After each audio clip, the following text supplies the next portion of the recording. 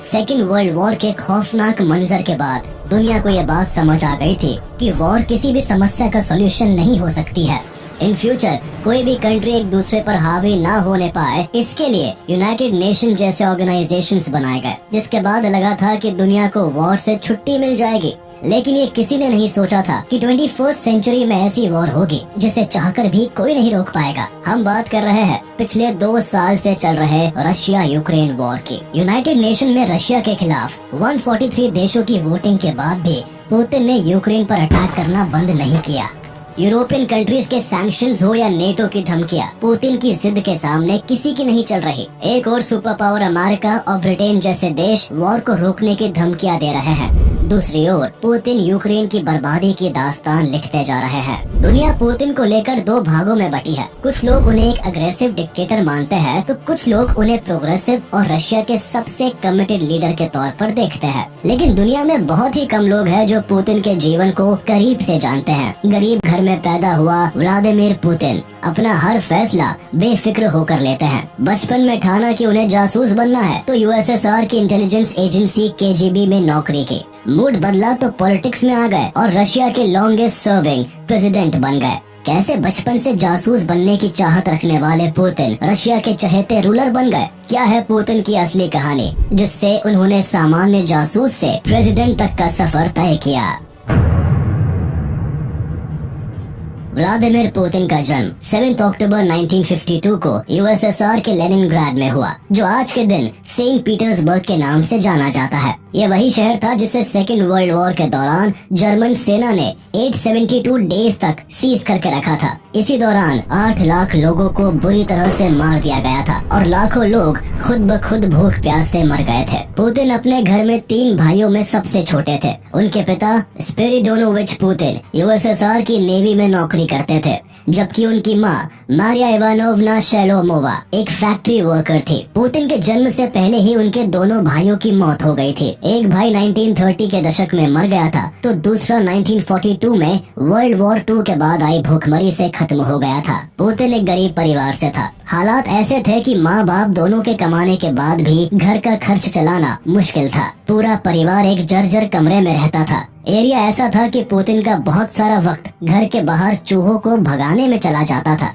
गरीबी और बदहाली से सिर्फ पुतिन का घर नहीं, बल्कि पूरा लेनिनग्राड का एरिया ही त्रस्त था। इसलिए यहाँ लड़ाई झगड़ा होना भी आम बात थी। ऐसे माहौल में बचपन से ही एम्बिशियस पुतिन ने खुद को पावरफुल बनाना शुरू किया। माँ बाप की इच्छा के खिलाफ जाकर उन्होंने जूडो सीखना शुरू किया। कुछ ही दिनों में पुतिन ने जूडो के साथ फिशिंग और हॉर्स राइडिंग जैसे स्किल्स में मास्टरी हासिल कर ली थी। 1960 से 1968 के बीच पुतिन की 8th स्टैंडर्ड तक की पढ़ाई लेनिनग्राड के प्राइमरी स्कूल में हुई। 1970 में उन्होंने सेंट पीटर्सबर्ग हाई स्कूल में हाई स्कूल की पढ़ाई पूरी की। उनके टीचर वेरा गुरेविच के अनुसार पुतिन को टीनेज में आने तक नहीं पता था कि उन्हें आगे क्या करना है, लेकिन उनके अंदर पोटेंशियल और एनर्जी देखकर कोई भी समझ सकता था कि ये बच्चा कुछ अलग ही करेगा। पुतिन सिर्फ खेलकूद में ही आगे नहीं थे, बल्कि उनकी पढ़ने में दिलचस्पी रहती थी। पुतिन खाली टाइम में कार्ल मार्क्स और लेनिन के विचारों को पढ़ते थे। जब भी वक्त मिलता पुतिन सिनेमा देखना पसंद करते थे। यही सिनेमा उनके जीवन में एक बहुत बड़ा चेंज लेकर आया।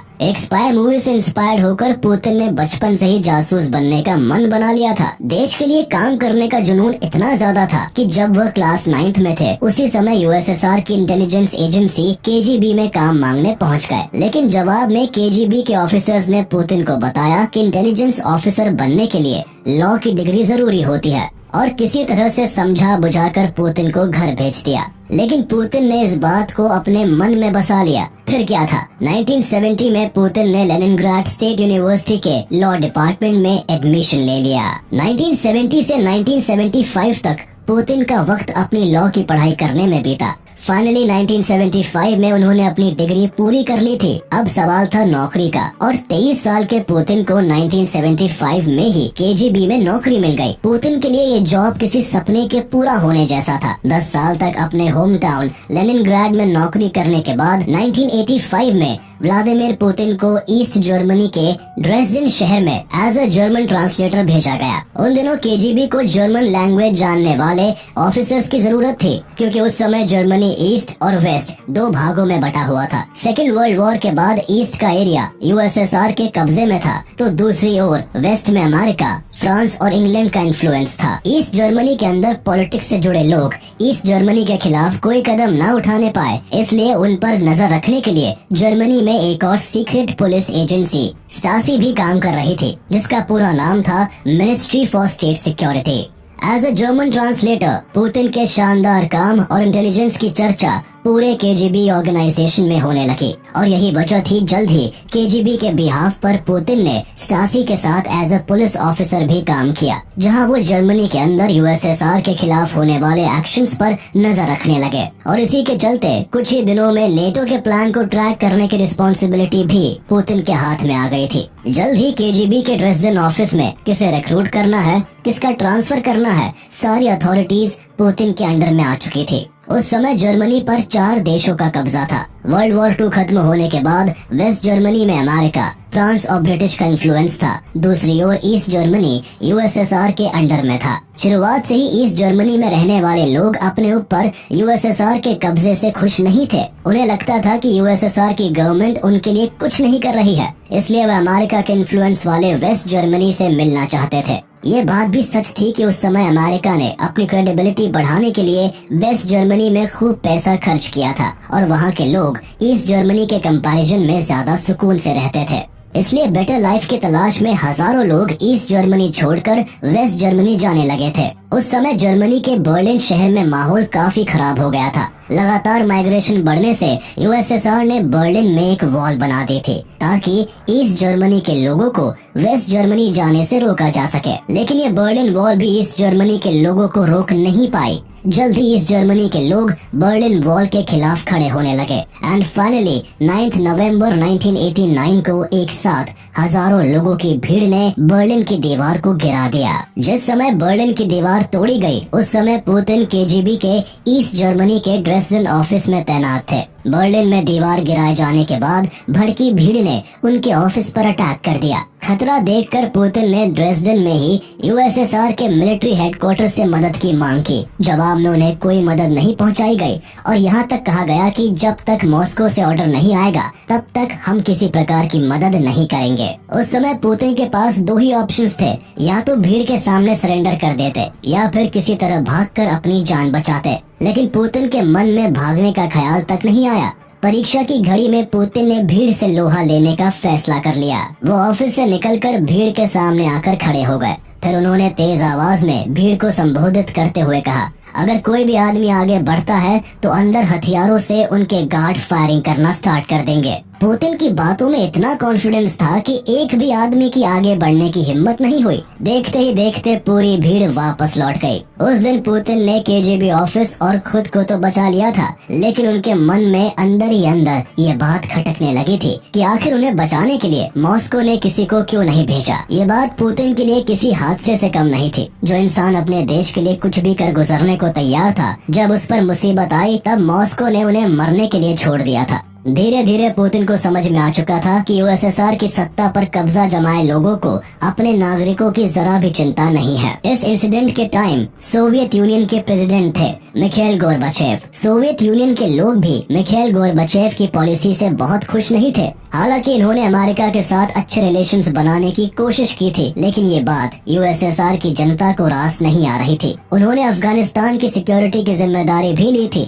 लेकिन वहाँ भी मुजाहिदीन ने यूएसएसआर को धूल चटा दी थी और गोर्बाचेव कुछ नहीं कर सके और मजबूर होकर इन्हें अपनी सेना हटानी पड़ी थी। इनकी कमजोर पॉलिसी के चलते ही बर्लिन की दीवार तोड़ दी गई और फाइनली यूएसएसआर का कोलैप्स भी इनकी ही गवर्नेंस में देखने को मिला। इसलिए यूएसएसआर के लोगों का गुस्सा इनके खिलाफ बढ़ने लगा। मजबूर होकर 25 दिसंबर 1991 को इन्होंने अपने पद से रिजाइन दे दिया था।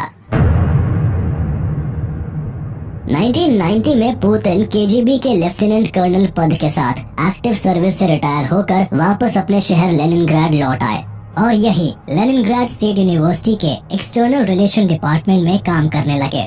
इसी समय उनकी मुलाकात लेनिनग्राड के पहले डेमोक्रेटिकली इलेक्टेड मेयर एनाटोली सबचक से हुई। एनाटोली सबचक पुतिन के बिहेवियर से बहुत प्रभावित हुए और इन्हें अपना सलाहकार बना लिया।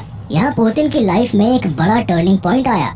इस पोस्ट को संभालने के बाद पुतिन देश के एक्टिव पॉलिटिक्स को थोड़ा और नजदीक से देखने लगे। 1991 में यूएसएसआर के कोलैप्स होने के बाद लेनिनग्राड का नाम बदलकर सेंट पीटर्सबर्ग कर दिया गया। पुतिन अपनी रिस्पॉन्सिबिलिटी को अच्छी तरह से निभाते रहे। उनके शानदार काम के चलते 1994 में पुतिन को सेंट पीटर्सबर्ग का डेप्यूटी मेयर बना दिया गया और यहीं से पुतिन की पॉलिटिक्स में ये पहली एंट्री होती है। सत्ता हाथ में आने के साथ ही शहर के अंदर पुतिन ने शानदार काम करना स्टार्ट किया।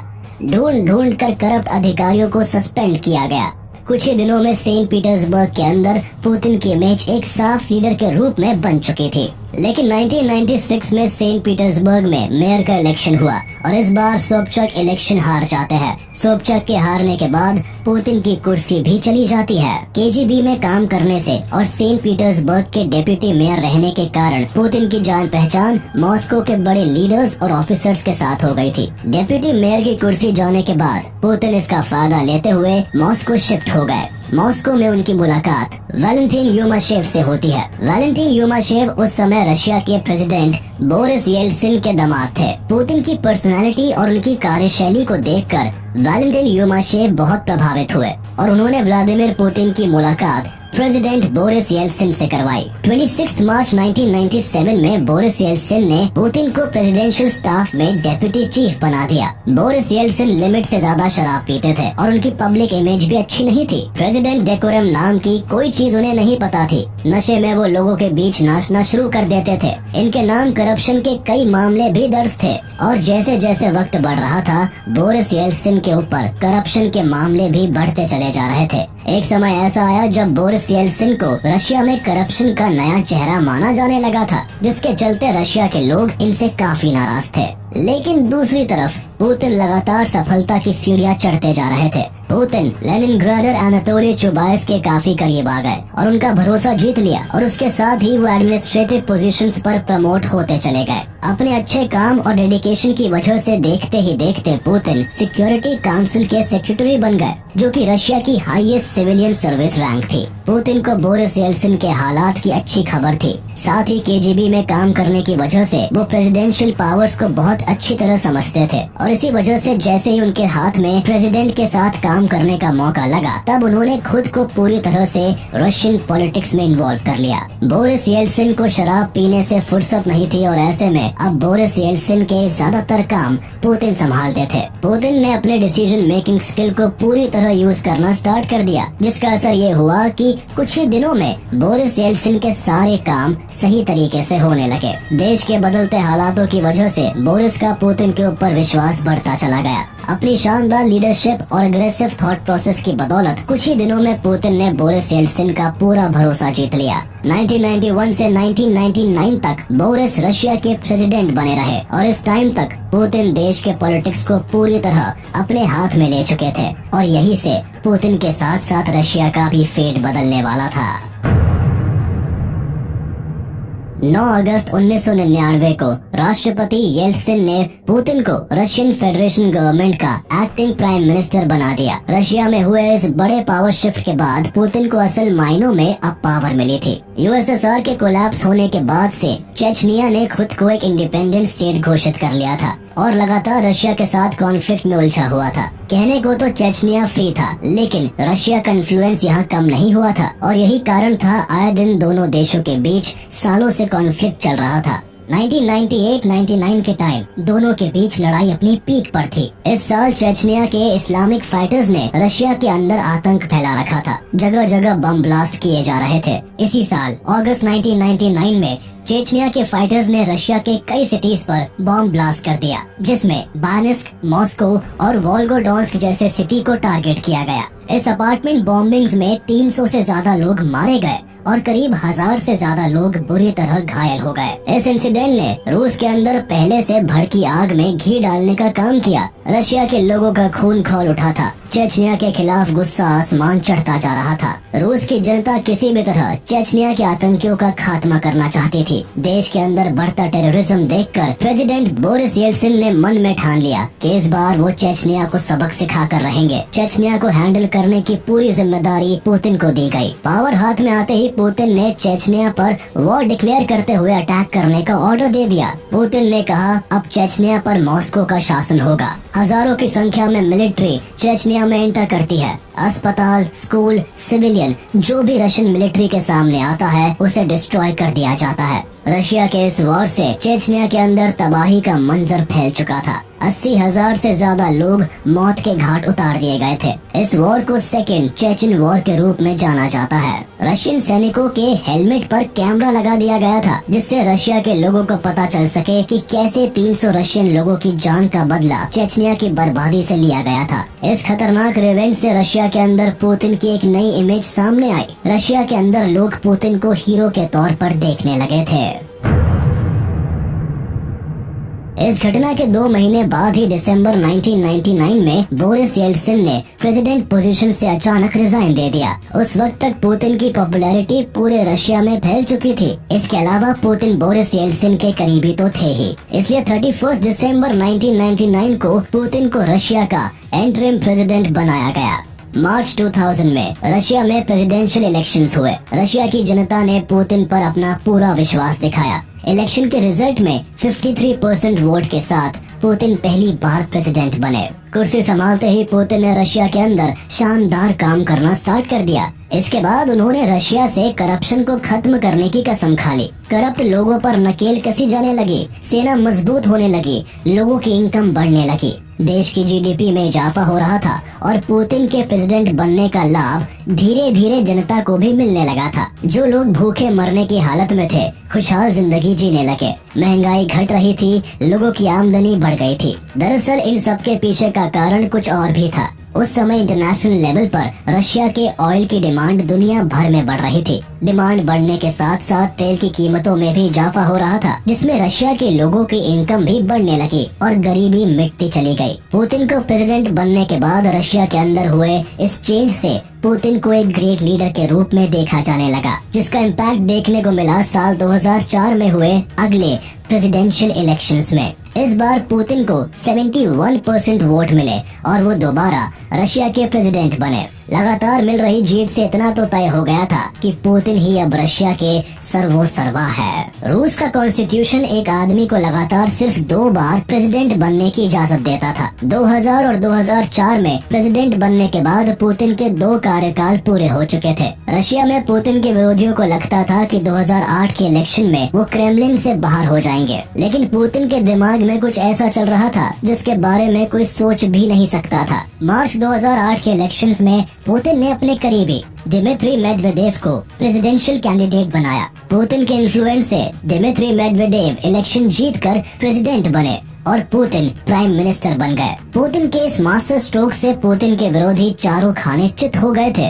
पुतिन और दिमित्री मेदवेदेव ने मिलकर सितंबर 2011 में रशिया के कॉन्स्टिट्यूशन में बदलाव किया। अब तक जहां प्रेसिडेंट का कार्यकाल 4 साल होता था, इसे बढ़ाकर 6 साल कर दिया। 2012 में एक बार फिर रशिया के अंदर प्रेसिडेंशियल इलेक्शन की तैयारियां शुरू हो गई थी। पुतिन तीसरी बार प्रेसिडेंट बनने के लिए तैयार थे। रशिया के कॉन्स्टिट्यूशन के अनुसार लगातार 2 बार से अधिक प्रेसिडेंट बनने पर रोक थी, लेकिन ये कहीं भी मेंशन नहीं किया गया था कि 3 बार कोई प्रेसिडेंट नहीं बन सकता है। यही कारण था पुतिन ने तीसरी बार उम्मीदवारी ठोककर अपने प्रचार प्रसार में जुट गए थे। इससे उन लोगों के मंसूबों पर पानी फिर गया था जो पुतिन को रशियन पॉलिटिक्स से बाहर देखना चाहते थे। लिहाजा रशिया के अलग अलग शहरों में ऑपोजिशन पार्टी के नेताओं द्वारा पुतिन के खिलाफ प्रोटेस्ट किया गया, लेकिन ये प्रोटेस्ट पुतिन का बाल भी बांका नहीं कर पाया। जनता ने फिर पुतिन का साथ दिया। मार्च 2012 में तीसरी बार पुतिन रशिया के प्रेसिडेंट बने।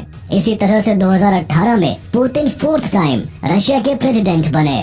रशिया में प्रेसिडेंट को हेड ऑफ स्टेट का दर्जा दिया जाता है। यहाँ के कॉन्स्टिट्यूशन के अनुसार सबसे ज्यादा पावर प्रेसिडेंट के हाथ में होती है। यहाँ तक कि जजेस भी प्रेसिडेंट की मर्जी से चुने जाते हैं। कहने को तो रशिया डेमोक्रेटिक कंट्री है और यहाँ कोई भी इलेक्शन लड़ सकता है, लेकिन इसके बावजूद इलेक्शन का रिजल्ट हमेशा पुतिन के ही पक्ष में आता है। जिस तरह बॉर्डर के बाहर पुतिन किसी की नहीं सुनते, ठीक वैसे ही रशिया के अंदर भी पुतिन के खिलाफ बोलने वाले लोगों के लिए कोई जगह नहीं है। पहली बार प्रेसिडेंट बनने के बाद जब रशिया के रिचेस्ट मैन मिखाइल खोडोरकोवस्की ने पुतिन से बगावत करने की कोशिश की तो 2003 में उनके खिलाफ फ्रॉड और टैक्स चोरी का आरोप लगा दिया गया और 2005 में उन्हें सालों के लिए जेल में भेज दिया गया। उनकी ऑयल एंड गैस की कंपनी यूकोस की सारी प्रॉपर्टी को मार्केट से भी कम वैल्यू में नीलाम कर दिया गया। पुतिन के रशिया में कंट्री के खिलाफ जाने पर सीधे सजा मौत होती है। जर्नलिस्ट एना पोलितकोवस्किया इसका सबसे अच्छा एग्जाम्पल है, जिन्होंने अपने रिपोर्ट में चेचनिया के अंदर ह्यूमन राइट्स के उल्लंघन पर सवाल उठा दिया था, जिसके बाद 7 अक्टूबर 2006 को मॉस्को में अपने अपार्टमेंट में एंट्री करते समय उन्हें मार दिया गया। ऐसा ही देखने को मिला 23 जून 2023 को, जब रशिया के private military partner Wagner group के चीफ एवजेनी प्रिगोजिन ने रशियन आर्मी से बगावत कर दी थी। पुतिन ने प्रिगोजिन से मिलकर मामले को शांत तो कर लिया था, लेकिन ठीक 2 महीने के बाद 23 अगस्त 2023 को उनका बिजनेस जेट क्रैश हो जाता है, जिसमें उनके साथ अन्य 9 लोग भी सवार रहते हैं। इस घटना के बाद अटकलें लगाई जा रही थी कि यह दुर्घटना नहीं थी, बल्कि प्रिगोजिन को मारने के लिए एक सोची समझी हुई चाल थी। रशिया की बागडोर पुतिन के हाथ में आते ही रशिया के अंदर कई इनक्रेडिबल चेंजेस देखने को मिलने लगे। यूएसएसआर के कोलैप्स के बाद अलग हुए ज्यादातर देशों में वेस्टर्न कंट्रीज, खासकर अमेरिका का इन्फ्लुएंस बढ़ रहा था। इससे रशिया के सामने अपनी बाउंड्रीज को सिक्योर रखने का चैलेंज था। पुतिन जब से सत्ता में आए हैं, उनकी एक नजर बाउंड्रीज पर ही रही। फिर चाहे अगस्त 2008 में जॉर्जिया पर कब्जा करना हो, 2011 में लीबिया से वॉर लड़ना पड़ा हो, या 2014 में यूक्रेन के शहर क्रीमिया पर कब्जा करना हो, पुतिन ने अपने इरादे साफ कर दिए हैं। देश की सिक्योरिटी से बढ़कर उनके लिए कुछ भी नहीं है और यही कारण है पूरी दुनिया की खिलाफत के बाद भी पुतिन 2022 से लगातार यूक्रेन के साथ आर्म्ड कॉन्फ्लिक्ट में उलझा हुआ है।